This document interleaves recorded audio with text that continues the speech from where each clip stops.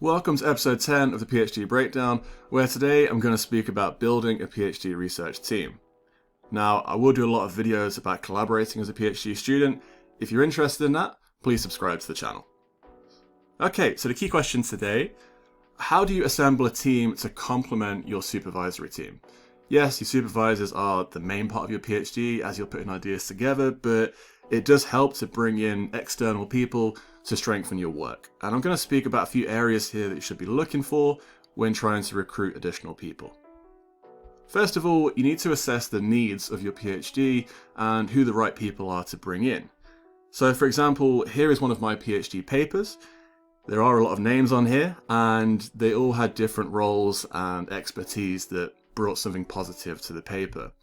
So for example, I needed contacts in the UK, so I tried to find someone who was well known in the world of football and somebody that had experience of academy football because the paper was about academy football.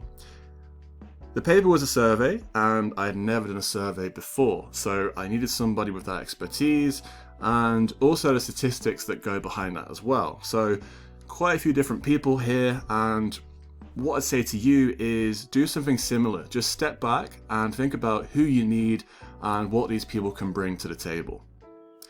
The second point is ability. You want to find the best people in your field. So for example, who is the best person for that type of stats that you will be doing? Or from my experience of doing a survey, who's the best person to do a survey in football? You need to think about this a lot and you can't take it lightly. You should aim high and try and find the best people in your field to help you with your study. The next point is availability. This is difficult because sometimes the best people aren't available, and you need to be very clear when you communicate with people about potentially getting involved with your PhD.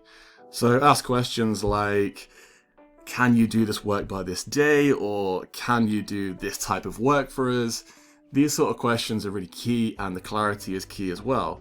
And some people will come back and say, no, I just can't do that, it's not feasible.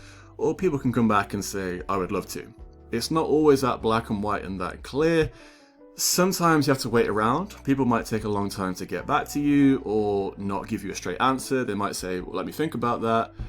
And from experience, if you're not sure and the communication is moving along slowly and nothing's happening, move on, find someone else. There will always be someone else to help you. My final point is personality, and you really want to make sure you're not working with dickheads during your PhD because you will spend a lot of time around this person getting this study together, and if you don't get on or you feel uncomfortable around this person, no matter how good they are, it's not worth working with them. Okay, I'll finish off now with the PhD breakdown. First of all, a PhD isn't a solo mission, and it's not just about you and your supervisors, so I do recommend you bring in additional people with their expertise. From my experience, I overdid the recruiting sometimes, so you don't always need 10 people on your paper. You can get away with 5, 6, 7. And as I just mentioned, the characteristics of a co-author is key. You spend a lot of time with this person. If you don't get on, if you feel uncomfortable, it's not worth being around them. Okay, I do recommend going into the description because I have put together an email template if you're not sure what to say when reaching out to potential collaborators. Okay, thank you for watching this video, and I'll speak to you again soon.